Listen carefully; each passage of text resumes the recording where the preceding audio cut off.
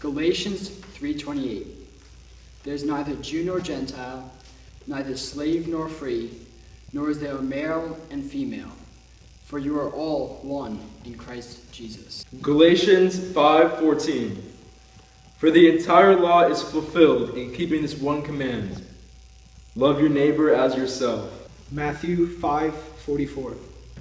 But I say to you, love your enemies, bless those who curse you, do good to those who hate you, and pray for those who spitefully use you and persecute you. Which religion do you think is the most discriminated against? Well, worldwide it's said that Catholics are being discriminated against. I think Catholicism. I would probably say Islam because there's a lot of stereotyping. To the truth, and they want to teach the truth. And when you see what is happening in the world today about medicine or medical ethics, you see they hold fast to what traditionally is correct, but some other religions or denominations, they fight against them. Yeah, when you talk of abortion or all those things, gene technology and all that, okay? As it turns out, Catholicism is the most discriminated against religion, facing really? persecution in 168 different countries. What do you think of this? I mean, I think it's terrible that as people of this earth, we should be sharing it and living together and not persecuting each other. I think it's terrible. There's like 1 billion Catholics worldwide, and there's a lot of people discriminated against it. So we have to change it. Good point. What do you think we can do to stop this discrimination now? Well, we got to intensify our prayers and support and take after our Lord Jesus Christ, who never wanted to fight. You remember the event at the Garden of Gethsemane when Peter drew the sword, he said, no, don't. Okay? So we follow his example to bring peace. Just have to bring it back to simpler times when we all lived in harmony. We gotta just get past all the stereotypical stuff that everyone talks about these days. Just have to unite as one people and live together happily. As teenagers, we often question how complex mathematical principles will apply to our lives. Even early philosophers involved themselves in arithmetic to balance their lives between the physical and metaphysical. Yet, even basic mathematical properties can be applied to our lives. One of the most prominent examples of applicable theory is the transitive property of equality. This theory states that if A equals B and B equals C, then A must equal C. It's a rather simple concept in math, but a rather complex concept to apply in our lives. The fundamental equality of all people. We spend so much time adding up our differences between each other that we have little to no time to consider the similarities between communities, and most of all, between faiths. As a global community, we face a plethora of challenges regarding discrimination, and the only way we can overcome the challenges that threaten to tear us apart is by coming together, all differences aside. Unfortunately, religious discrimination runs rampant throughout our lives, giving Catholics an ethical dilemma: stand up to it or stay silent. The Catechism of the Catholic Church posits, the equality of men rests essentially on their dignity as persons and the rights that flow from it, and every form of social or cultural discrimination on the grounds of religion must be curbed and eradicated as incompatible with God's design. Thus, it is ethically mandatory that we must put a stop to religious discrimination. But in order to do so, we must understand the way discrimination is existing in the church today. So first, let's open our math books and simplify, as we learn together about the origins of Catholic discrimination, as well as where it's most prominent today. Then, let's stay after school for some studying so we can learn ways to apply ethics towards the mission of stopping discrimination. And finally, let's go to the back of the book and peek at some solutions, so we can learn how we can ethically combat discrimination and use what we learn to further our mission. Historically, social disagreements between ideologies lead to conflicts between people from each such ideology. Catholic strengths and resistance to social sin led to their condemnation way back in the 1970s. One of the most infamous examples of this is the case of Roe v. Wade, the infamous court case that led to the legalization of abortion. The social sin of legal abortion has hindered the progress of the Catholic mission. As of right now, the Catholic stance on abortion remains rather unpopular, as the Church teaches that any artificial interruption of life between the points of conception and natural death is sin. Moreover, the Catholic stance on marriage equality remains extremely controversial and even taboo in some areas.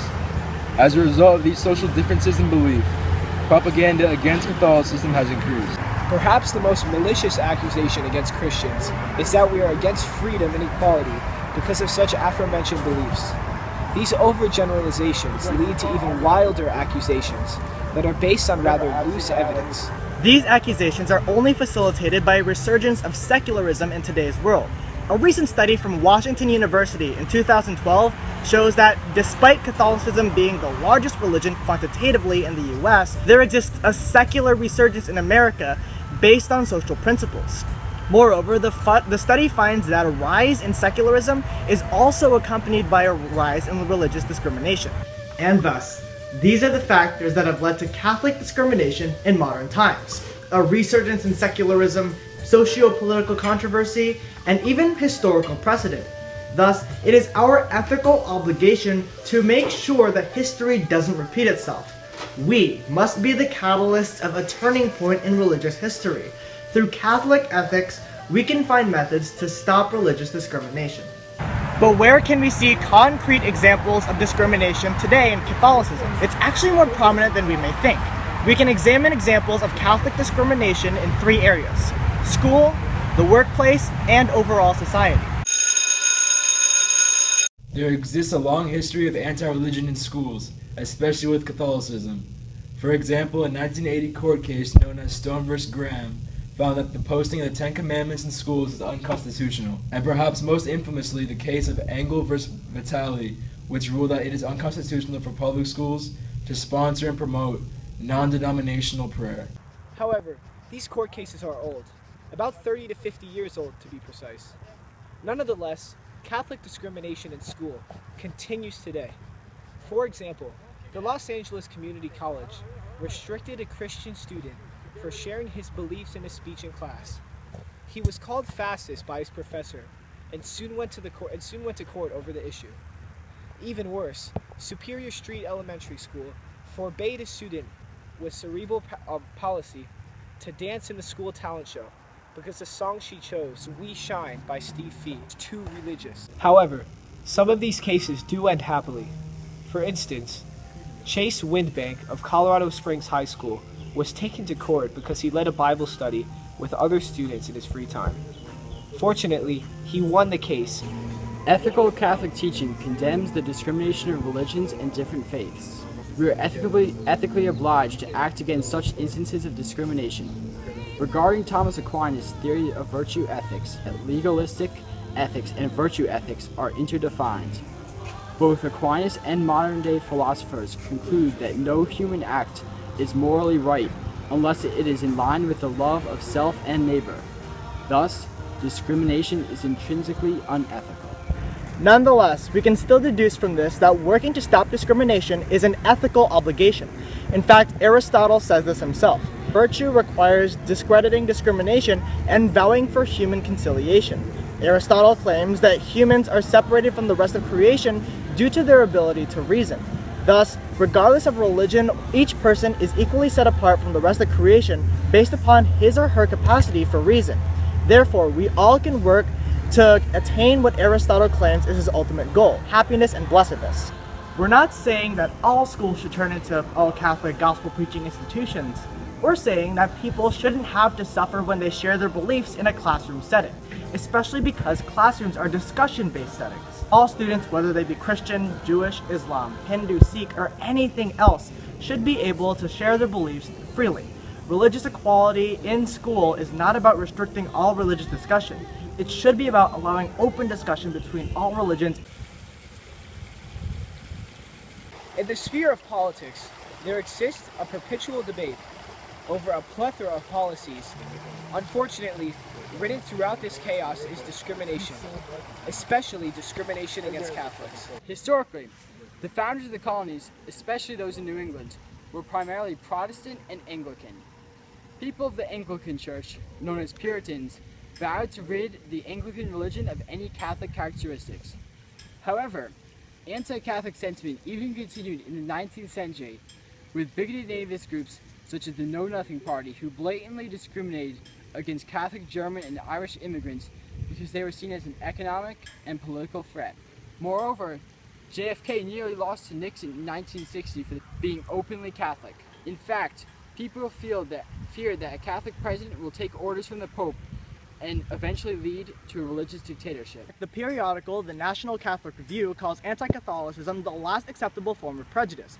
It seems to be an oxymoron. Acceptable and prejudice do not go together at all. Yet the political spectrum remains rampant with religious discrimination. However, the Church has realized this. Though politics and religion remain perpetually controversial, we are not called to completely avoid politics. In fact, the Church teaches that responsible citizenship is a virtue. To participate in the political process is a moral obligation. We have a right and a duty to participate in our democratic country. We even have the ability to influence governmental decisions.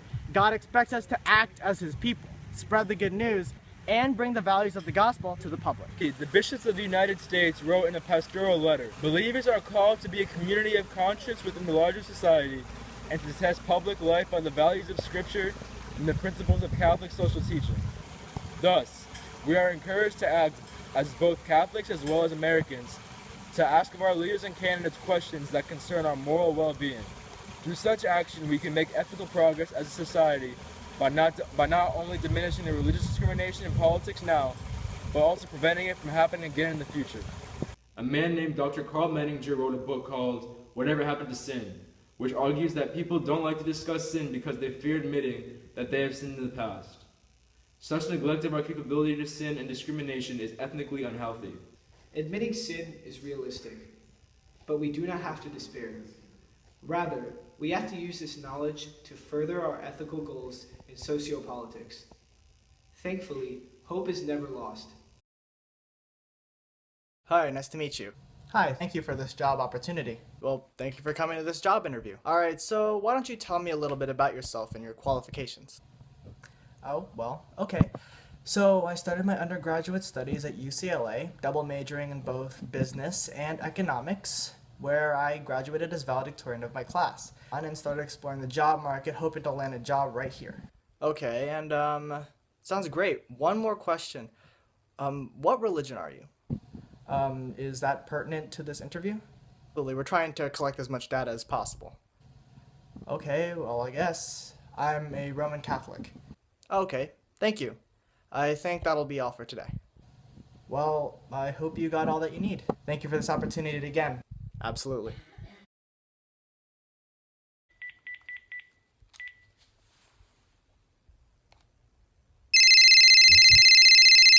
Oh, cool. Hello? Hi, yes. Calling about that interview you had a week ago?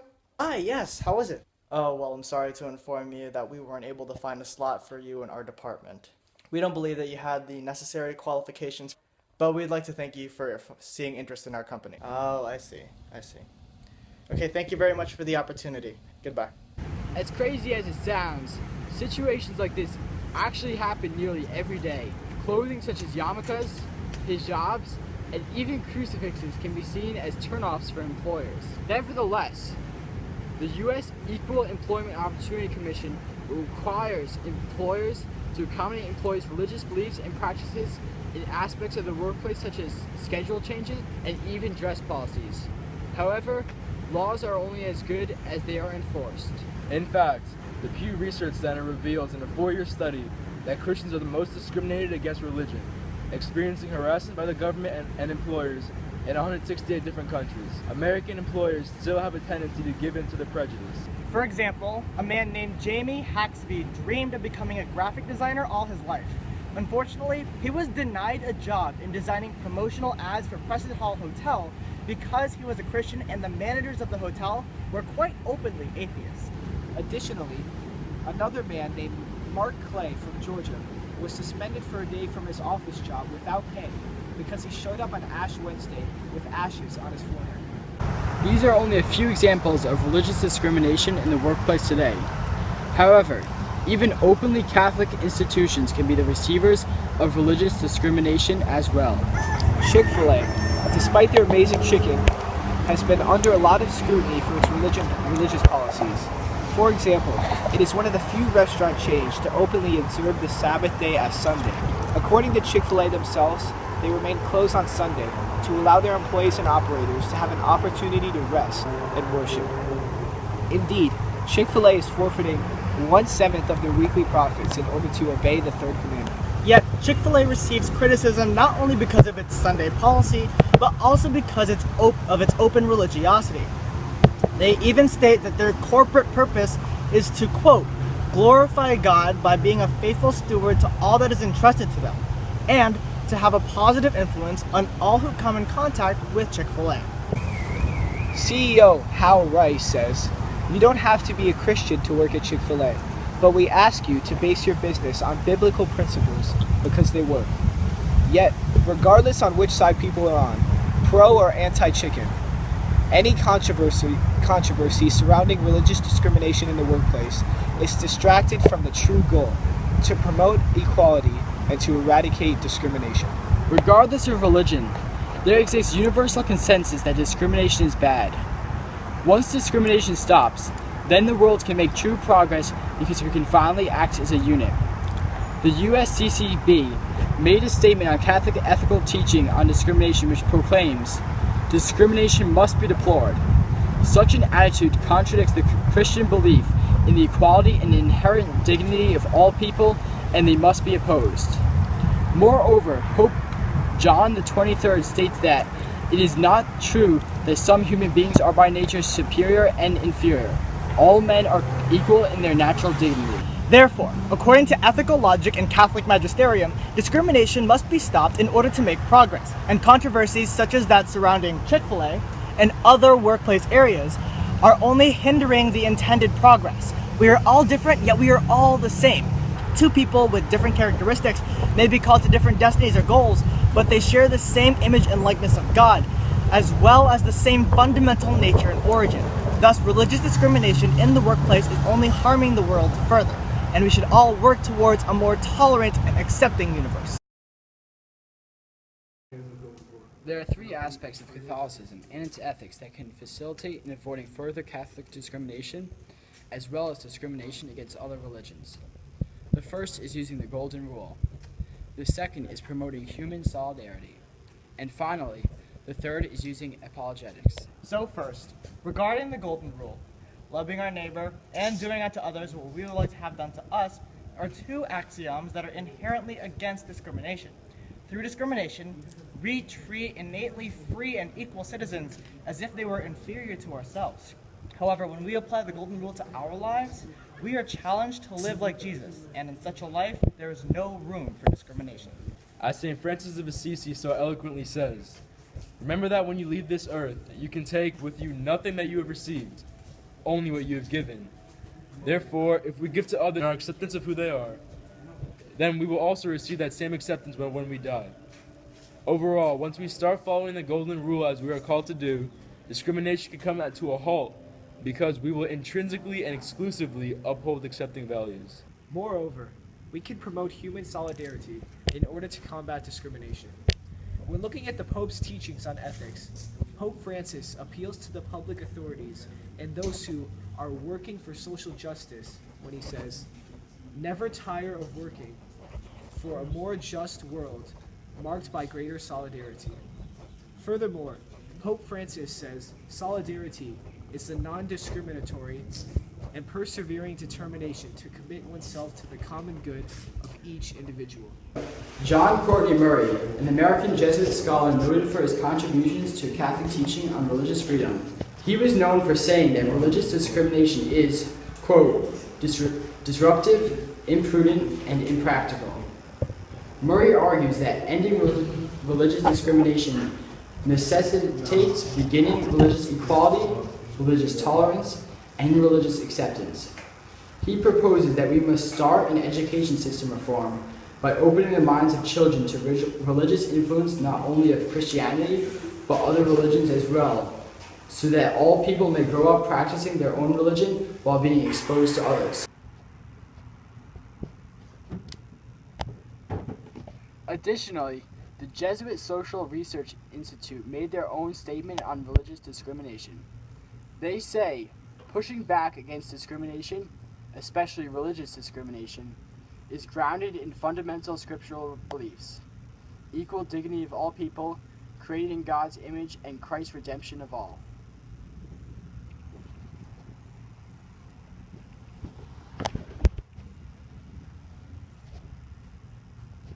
Moreover, Loyola University of New Orleans states that any theory or form of discrimination whatsoever is morally unacceptable.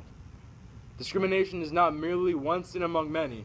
It is a radical, evil, dividing force dividing the human family. A special emphasis lies within those last two words, human family. That term lives in tandem with human solidarity and is the key to preventing any further discrimination. If we think of the human race as our own family, we begin to love everyone like family. As a result, this mentality would lessen discrimination throughout the world.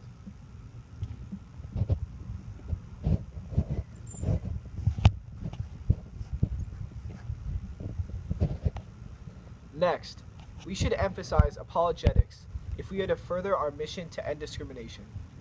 Theologically, apologetics is defined as the reasoned arguments or writings in defense of our faith and doctrine.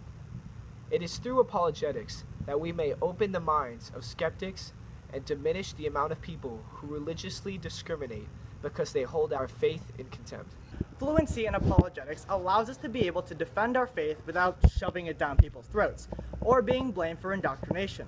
Perhaps one of the most prominent arguments in favor of anti-Catholicism is that because our religion is so widespread, members are beginning to display their faith inappropriately in settings such as school or work that should supposedly be free of religious influence. Additionally, we must not renounce our faith either in order to fit in with society or promote personal gain such as getting a promotion or earning a scholarship. Renouncing our faith in fear of discrimination is, quite frankly, a cowardly and ineffective way to combat discrimination. Thus, it is never the solution. Rather, it is through apologetics that we can strike a balance between the two extremes. More specifically, we can spread our faith without being blamed for rubbing it in people's faces, and we can hold a fair conversation with a skeptic or non-believer without having to renounce our faith. Essentially, apologetics allows us to be faithful individuals who can look at religious controversy through multiple perspectives, allowing us to end discrimination from its roots by analyzing and rebutting the primary arguments in favor of religious prejudice.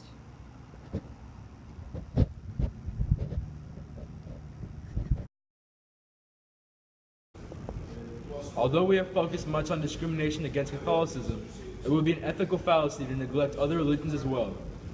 We live in a nation where we are lucky enough to experience different customs.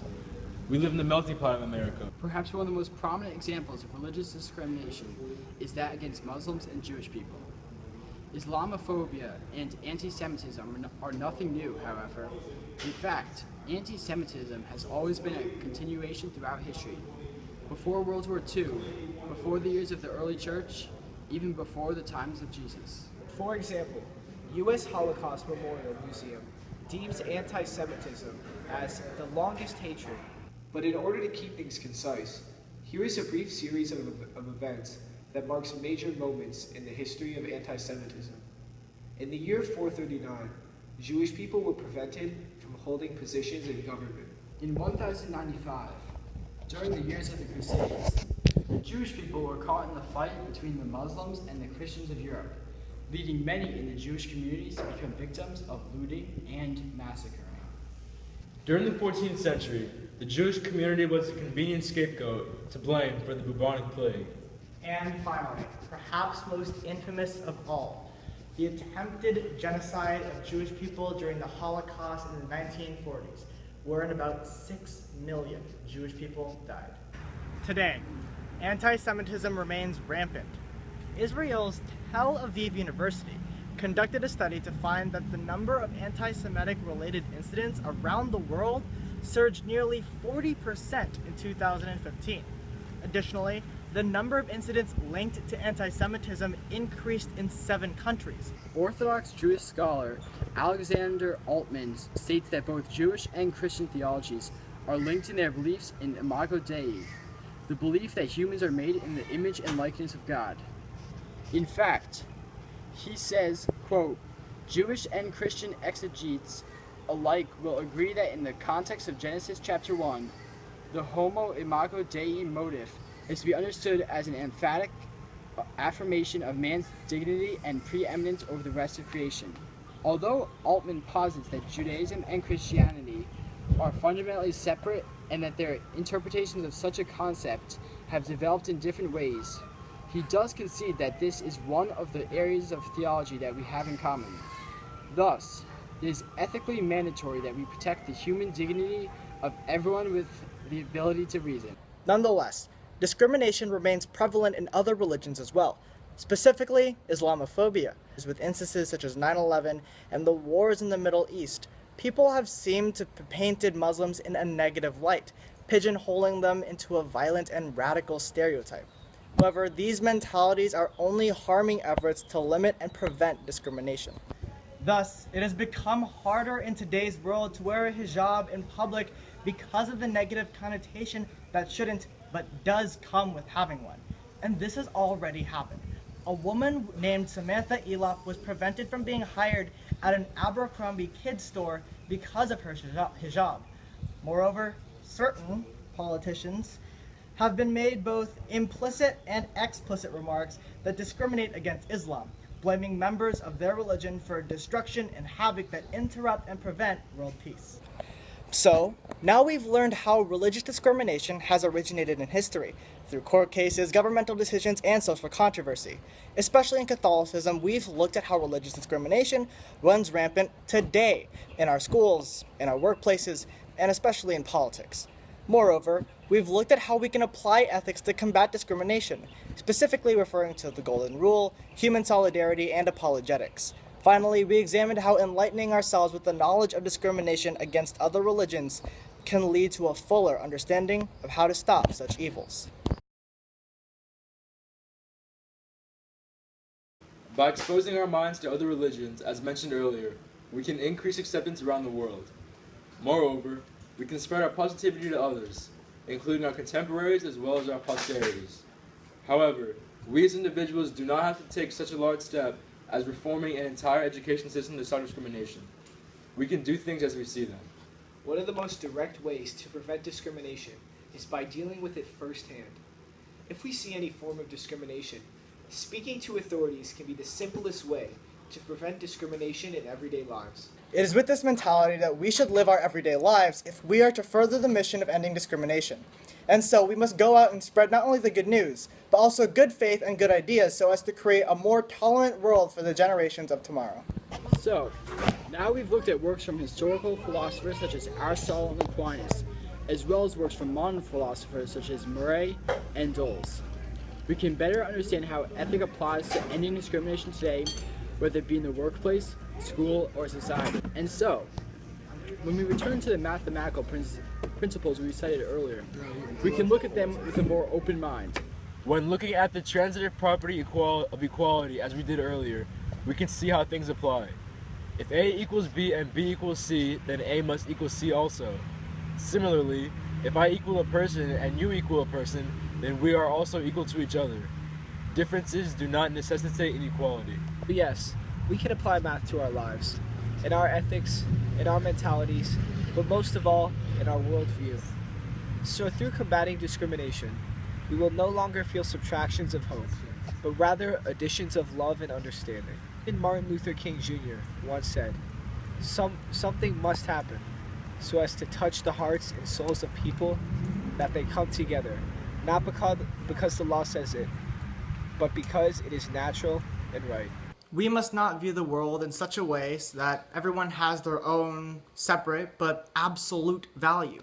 Rather, we have to view each person as absolutely valuable. Regarding both ethics and math, the most challenging problems are the most rewarding to solve. We can create a nation where our differences don't disrupt our problem solving in a world ready to work together towards a common denominator. Our differences shouldn't divide us. Diversity should add to our lives and souls. Finding the limit of our worldview hinders us. We must derive from others what is integral to our lives, views of ethical toleration.